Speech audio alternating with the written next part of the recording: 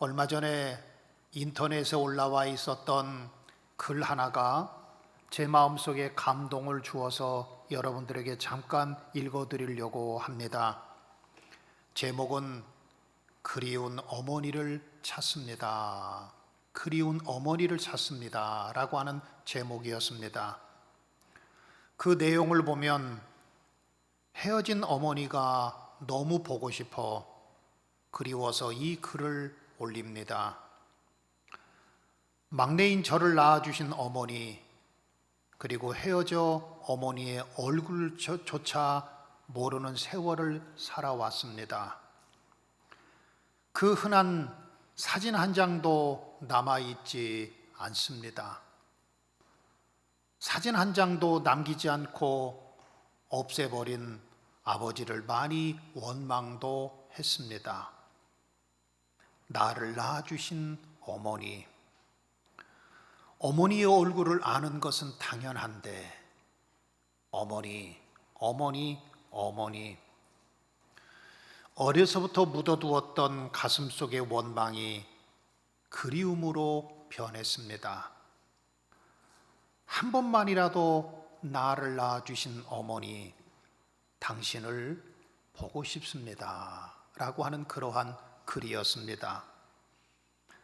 얼마나 어머니를 보고 싶었으면, 어머니가 보고 싶었으면 이 글을 썼을까 하는 그러한 안타까움과 그런 마음이 있었고, 어떤 상황이었는지는 모르지만 아마도 어렸을 때 어머니와 헤어질 수밖에 없는 그런 상황이 되었고, 그래서 그 후에 어머니의 사진조차 한 장 없고 어머니가 보고 싶어서 어머니를 찾습니다. 어머니를 찾습니다. 그러한 글이었습니다. 이 글을 읽으면서 참 마음이 뭉클했습니다. 얼마나 어머니가 그리웠을까. 그래서 얼마나 그리웠으면 그가 다른 사람들을 볼 수 있는 컴퓨터의 글에, 인터넷의 글에 어머니를 찾습니다.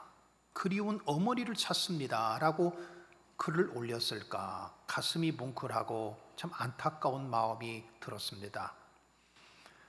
그런데 이 사람만 한 사람 어머니를 찾는 것이 아니라 오늘 성경에 보면 또 하나님께서도 역시 마찬가지로 한 사람을 찾고 계신다 그랬어요. 우리만, 이 사람만 어머니를 찾는 것이 아니라, 사람을 찾는 것이 아니라 하나님께서도 한 사람을 찾고 계신다. 한 사람을 찾고 계신다.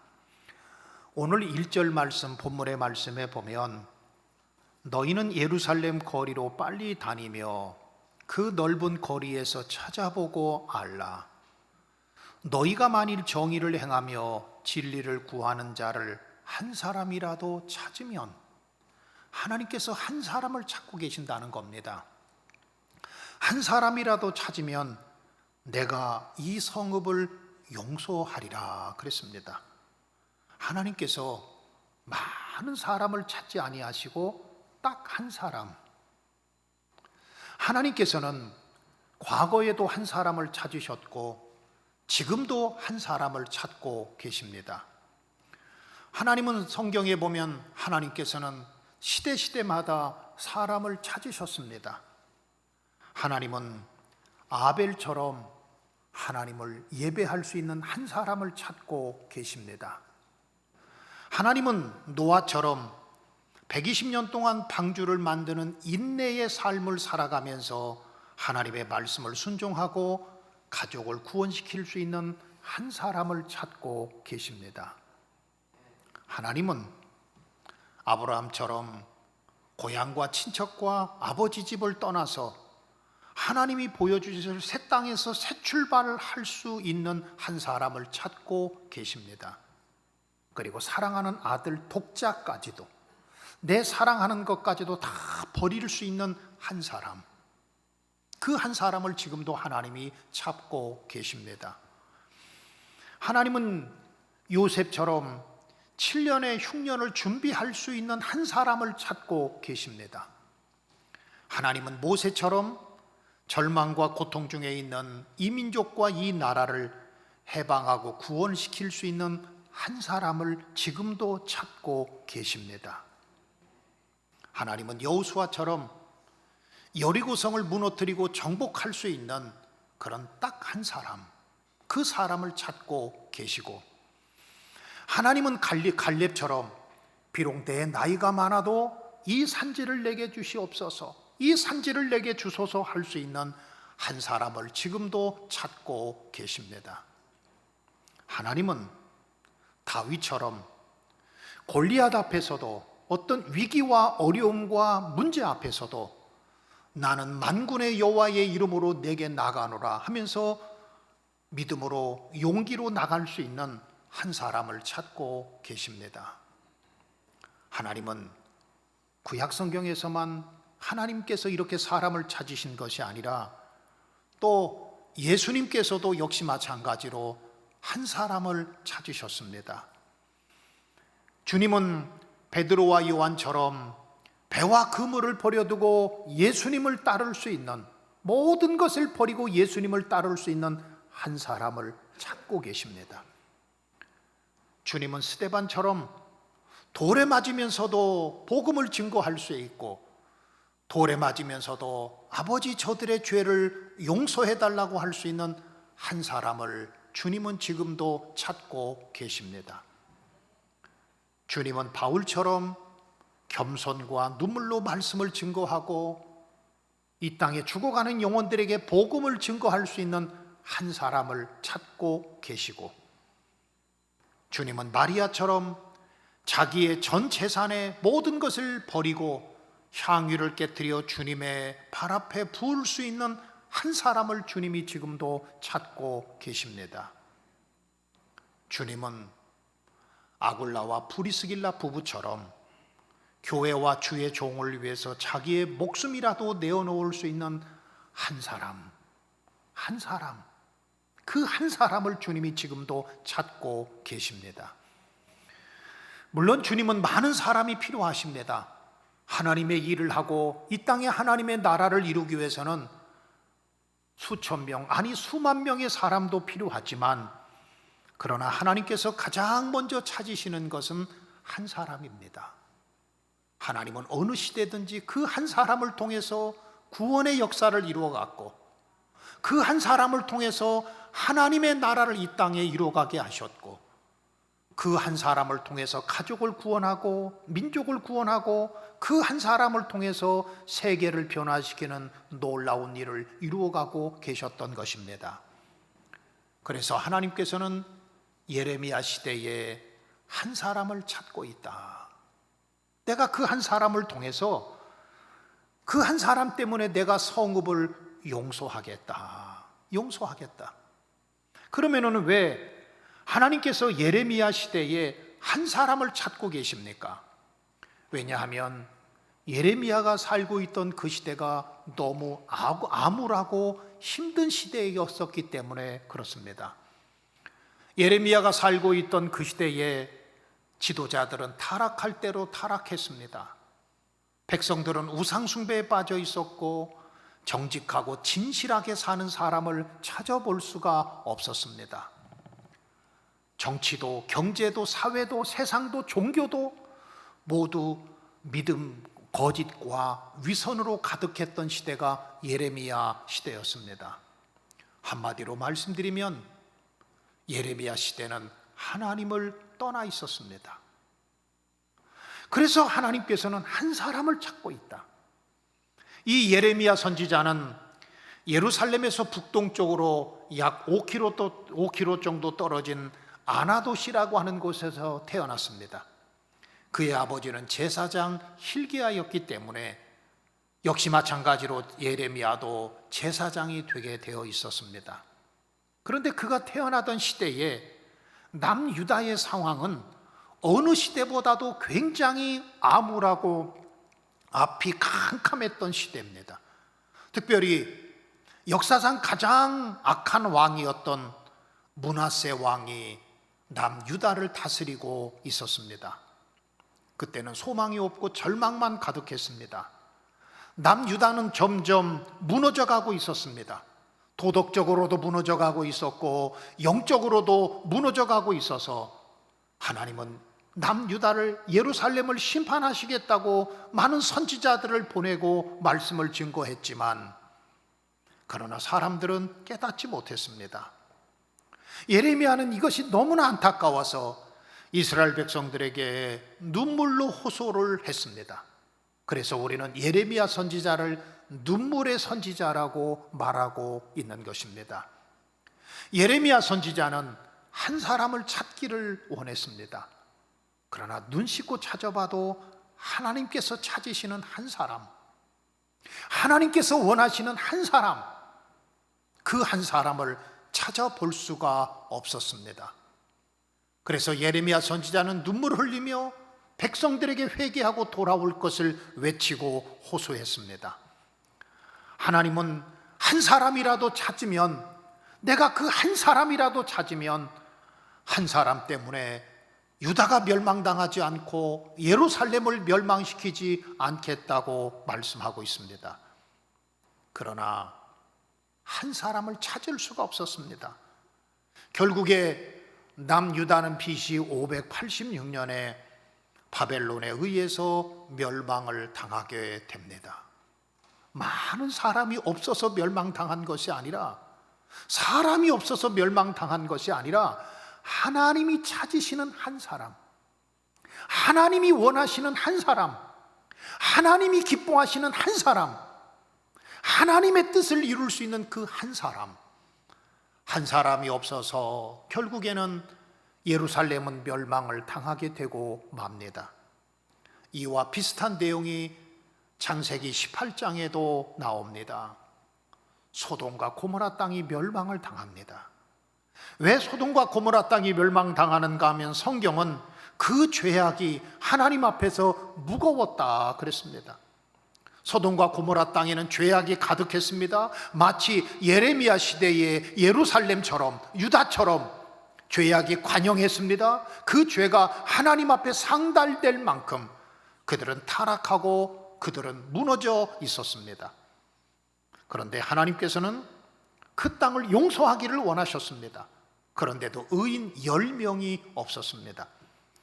어느 날 아브라함이 마물의 상수리 나무 밑에 앉아 있는데 멀리서 세 사람이 오는 것을 발견합니다.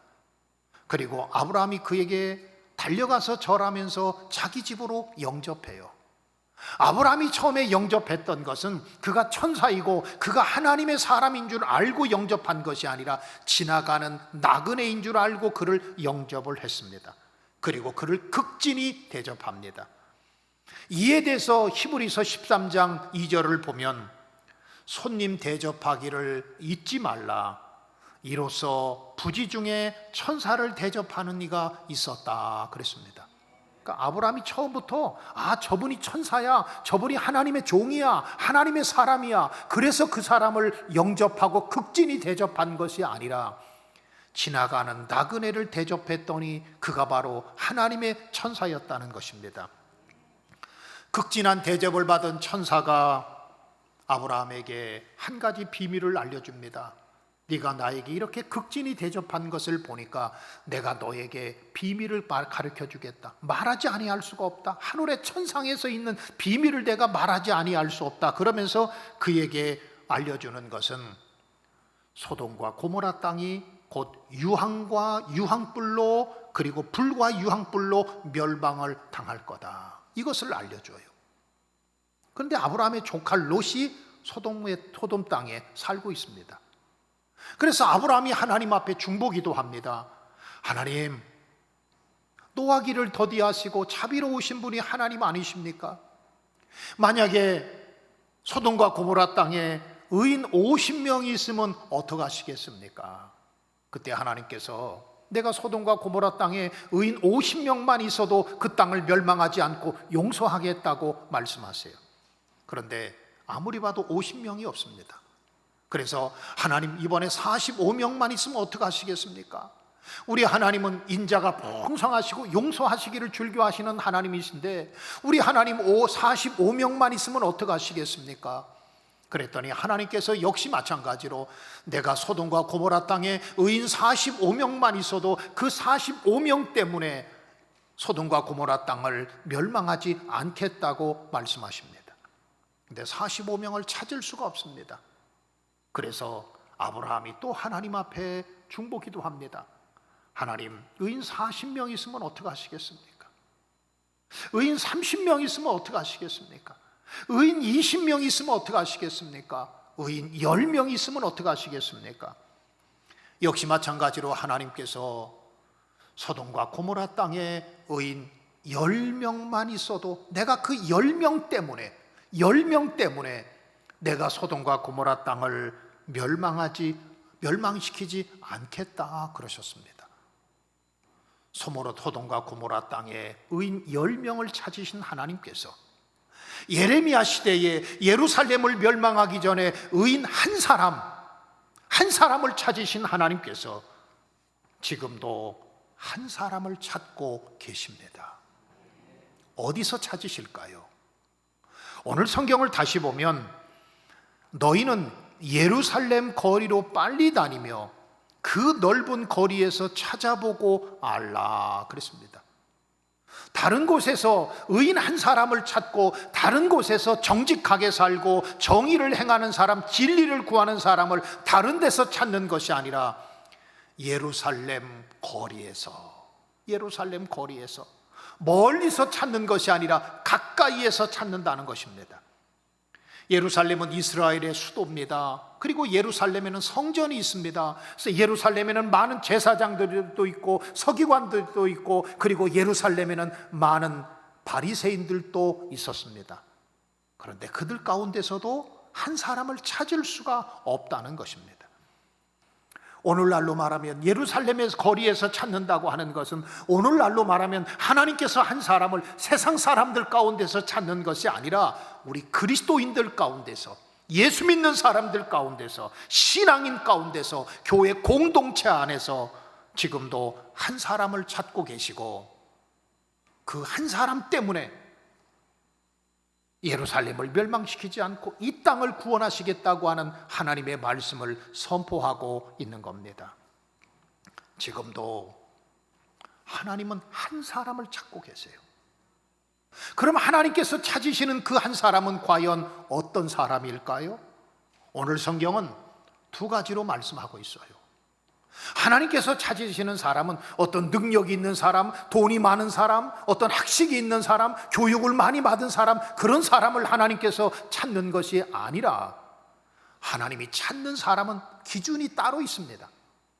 우리가 만약에 직장에서 사람을 구한다 그러면 그 사람의 스펙이 어떠냐, 그 사람의 나이가 어떠냐, 외모가 어떠냐, 그 사람이 어느 대학을 나왔느냐, 그 사람이 어떤 것을 갖추고 있느냐, 그런 스펙을 보겠지만 그러나 하나님은 그런 스펙을 보고 찾으시는 것이 아니라 하나님이 찾으시는 기준은 우리와 다릅니다. 하나님이 찾으시는 사람은 정의를 행할 수 있는 사람, 그리고 진리를 구하는 사람 한 사람이라도 찾으면 내가 이 성읍을 용서하리라 그랬습니다. 하나님이 찾으시는 사람은요, 정의를 행하는 사람입니다. 우리 한번 다 같이 따라 할까요? 정의를 행하며 진리를 구하는 자를 한 사람이라도 찾으면, 그래, 우리 하나님께서 우리를 찾으시는데 다른 사람 찾지 않아요. 아, 저 사람 얼굴 이쁘구나, 저 사람 교육 많이 받았구나, 저 사람 똑똑하구나, 저 사람 잘생겼구나, 그것을 기준해서 하나님께서 찾으시는 것이 아니라 하나님께서 찾으시는 기준은 우리와 다릅니다. 사람과 다릅니다. 하나님께서 찾으시는 기준은 딱 두 가지였습니다. 하나님께서 찾으시는 한 사람은 먼저는 정의를 행하는 사람이고 또 한 가지는 진리를 구하는 사람입니다. 정의를 외치는 사람을 찾는 것도 아니고 정의를 구하고 정의를 찾는 사람을 하나님께서 찾으시는 것도 아니고 자기가 정의라고, 내가 옳습니다, 내가 정의입니다, 내가 항상 바릅니다, 그렇게 하는 사람을 찾으시는 것이 아니라 정의를 행하는 사람. 그러니까 우리 하나님은 정의를 행하는 사람을 찾으세요. 그럼 정의라고 하는 것이 뭘까요? 정의라고 하는 말은 히브리어에 보면 미쉬파트라고 하는 말을 사용하는데, 이 미쉬파트라고 하는 말은 공평하다, 올바르다, 정직하다, 그런 뜻을 가지고 있습니다. 그러니까 하나님께서 찾으시는 사람은요, 공평한 사람, 바른 사람, 옳은 길로 갈 수 있는 사람, 바르게 살아가는 사람, 세상의 유혹에 물들고 이쪽으로 저쪽으로 흔들리지 않고 신앙의 기준을 삼고 믿음 안에서 올바르게 살아가는 사람을 하나님께서 찾으시는 겁니다. 우리가 사는 세상은 어떻습니까? 우리가 사는 세상은 예레미야가 살던 시대 못지않게 너무너무 타락하고 너무너무 불공평한 세상에서 살아가고 있습니다. 불의와 불법이 가득한 세상 속에서 살아가고 있습니다.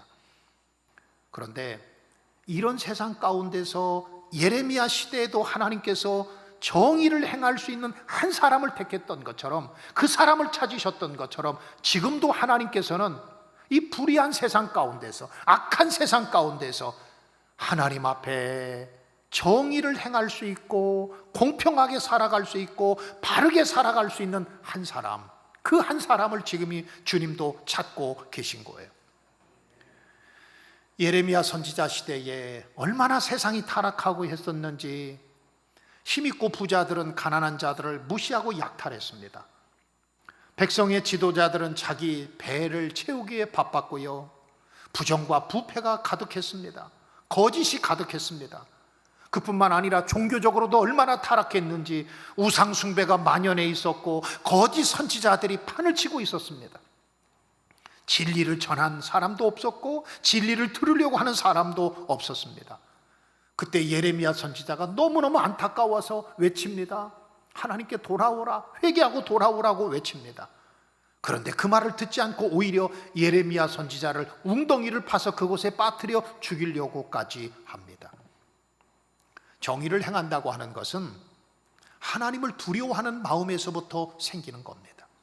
그러니까 어떤 사람을 하나님께서 찾으세요? 하나님을 두려워하는 사람, 내 마음속에 하나님에 대한 두려움이 있고 하나님의 두려움 때문에 하나님의 말씀대로 살려고 하고, 정의를 행한다고 하는 것은 하나님을 사랑하고 사람을 사랑하는 것을 말합니다. 하나님께서 찾으시는 사람은 똑똑한 사람, 실력이 좋은 사람, 얼굴 잘생기고 몸매가 좋은 사람, 그런 사람을 찾으시는 것이 아니라 하나님을 두려워해서 하나님의 말씀 붙잡고 말씀대로 살려고 하는 그런 정의를 위해서 살아가는 사람을, 그 한 사람을 하나님께서 지금도 찾고 계신 거예요.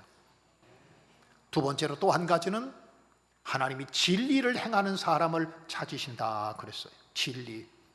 이 진리라고 하는 말을 히브리어 성경에 보면 에무나라고 하는 말을 사용하는데, 이 에무나라고 하는 말은요, 신실하다, 견고하다, 변함이 없다, 정직하다, 그런 뜻을 가지고 있습니다.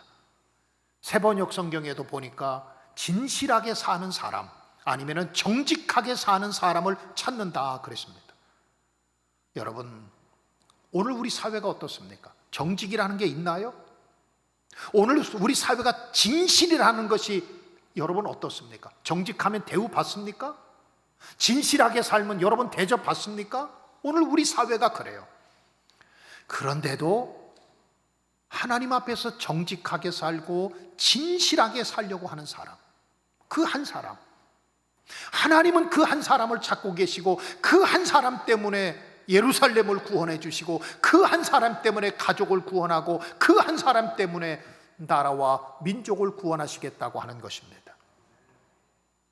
오늘 정직하게 사는 것은 참 어렵습니다. 왜냐하면 정직하게 살면 손해볼 때가 많아요. 진실하게 살면 참 피해볼 때가 많아요. 그렇기 때문에 사람들이 정직하게 살지 않고, 정직하게 살면 손해보니까, 정직하게 살면 피해보니까 정직하게 살지 않고 진실하게 살지 않고 그냥 세상 사람처럼 살아가는 사람들이 얼마나 많습니까? 그런데 하나님은 다른 사람들은 정직하든지 말든지 그래도 예루살렘 안에서 한 사람, 하나님 앞에서 정직하게 살려고 하는 그 한 사람, 하나님 앞에서 바르게 살고 하나님 앞에서 진실하게 살려고 하는 그 한 사람, 하나님은 그 한 사람을 찾으시는 거예요. 세상에 거짓말 다 해요. 그런데 그 가운데서도 거짓말하지 않고 진실하게 사는 사람. 세상 사람들 다 불의를 판쳐요. 그냥 돈이면 다 움직여요.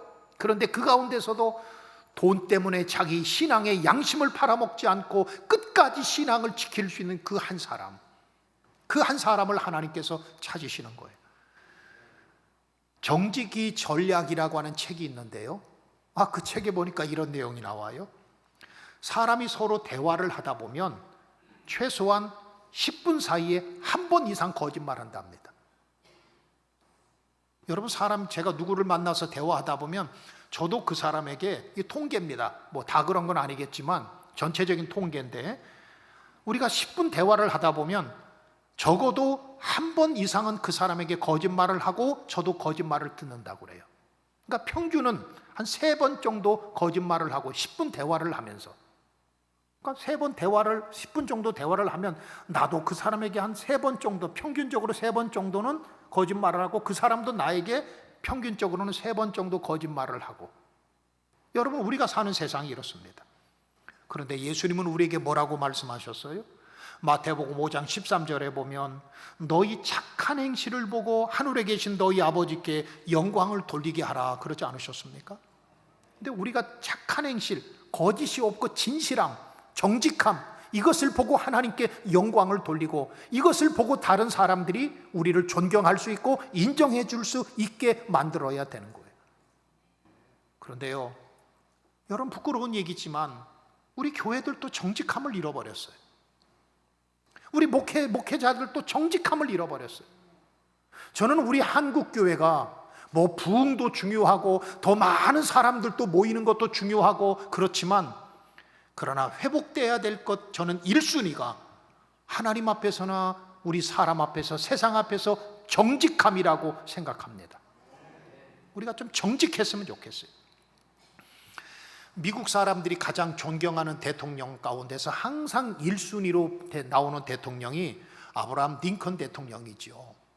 근데 이 아브라함 링컨 대통령은요, 굉장히 가난한 집에서 태어나서 초등학교도 제대로 졸업하지를 못한 대통령입니다. 그렇기 때문에 어렸을 때부터 참 고생을 많이 했어요. 18살 때 집을 나와서 일리노이 주라고 하는 한 가게에, 그곳에 가서 상점의 점원으로 일을 할 때입니다. 근데 그가 밤늦게까지, 이제는 일을 다 마치고 저녁 때가 되어서 하루의 일과를 다 마치고 이제 계산을 다 해보잖아요. 근데 장부를 계산해 보니까 3센트가 남는 거예요. 여러분, 돈이 좀 남으면 어때요? 땡 잡았다. 그러기가 쉽지 않아요? 돈이 좀 남으면 이거 잘 됐다, 아무도 모르니까 이거 내가 가져도 되잖아요. 그런데 이 아브라함 링컨이 정직하거든요. 그러니까 이게 과연 어디서 이 돈이 생겼을까?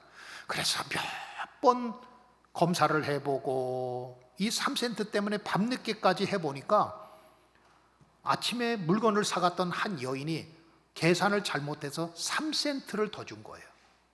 아브라함 링컨이 그것을 가지고, 3센트를 가지고 밤늦게 그 여인의 집으로 찾아갑니다. 한 1시간 정도 거리였었다고 그래요. 그리고 그 집에 찾아가서 문을 두드립니다. 밤늦게 죄송합니다, 제가 오늘 아주머니에게 돈을 받았는데 3센트나 더 받았습니다. 3센트를 더 받았습니다. 이걸 다시 돌려줍니다. 그러면서 3센트를 돌려주었어요. 그랬더니 그 여인이 대답하기를, 이 3센트는 금보다 귀한 3센트다. 그러면서 정직한 마음을 가진 당신은 틀림없이 인정받으며 살아갈 겁니다. 아니나 다를까, 미국을 움직이는, 또 미국 사람들이 가장 존경하는 대통령이 아브라함 링컨이 아닙니까? 미국의 대통령으로 세계 역사를 이루어가고 모든 사람들에게 감동을 주는 인물이 되었다고 하는 것입니다. 사랑하는 성도 여러분, 우리 하나님 앞에서 정직을 좀 회복하십시다. 정직하게 삽시다. 진실하게 삽시다. 좀 사람이 사람답게 사는 사회는 정직한 사회 아닙니까? 오늘 우리 사회가요, 너무 많은 것을 잃어버렸습니다. 서로 죽이고 갈등하고 다투고, 정치인들도 그렇고 경제인들도 그렇고 우리 사회가 많은 것을 잃어버렸는데, 우리 사회가 잃어버린 것 중에 하나가 참 정직함을 잃어버렸습니다. 교회가 정직함을 잃어버렸습니다. 목사들이 정직하지 못했습니다. 우리 장로님들이 정직하지 못했습니다. 진실하지 못했습니다. 도산 안창호가 말을 했습니다. 안창호 선생이 말을 하기를, 거짓이여 너는 민족을 망치는 원수로다 그랬습니다. 여러분, 어두운 때일수록 빛이 더 비춰지는 것처럼 이 세상에 불의가 많고 정직하지 못한 사회일수록 우리가 정직하게 사는 것이 더 필요하고, 그때 진정한 빛을 비출 수가 있는 것입니다. 하나님은 우리에게 이렇게 말씀합니다. 내가 한 사람을 찾고 있다. 뭐 똑똑하고 잘나고 교육 많이 받고 뭐 외모가 훌륭한 그런 사람을 찾는 것이 아니라 바르게 살고 정직하게 사는 한 사람, 하나님 말씀대로 사는 한 사람, 그 한 사람만 있으면 그 한 사람 때문에 예루살렘을 구원하고, 그 한 사람 때문에 가족을 구원하고, 그 한 사람 때문에 나라와 민족을 구원하겠다고 하는 하나님의 말씀입니다. 사랑하는 성도 여러분, 하나님은 지금도 한 사람을 찾고 계세요. 하나님은 한 사람을 찾고 계세요. 그 한 사람이 누가 되어야 되겠습니까? 바로 내가 되어야 되지 않겠습니까? 다른 사람, 저 사람이 돼야 됩니다, 그게 아니라 내가 먼저 하나님 앞에 하나님이 찾으시는 한 사람이 되겠습니다. 내가 하나님 앞에 정의를 행하겠습니다. 하나님 말씀대로 진실하게 살겠습니다. 하나님, 내가 진리를 구하겠습니다. 하나님 앞에서나 사람 앞에서나 정직하고 거룩하게 살겠습니다. 그래서 여러분 한 사람 때문에 가족이 구원받고, 여러분 한 사람 때문에 우리 서귀포 땅이 변화되어지고, 여러분 한 사람 때문에 우리 나라가 새로워지고, 여러분 한 사람 때문에 하나님의 구원의 역사에 크게 쓰임받는 여러분 한 사람 한 사람이 되시기를 주님의 이름으로 축원합니다.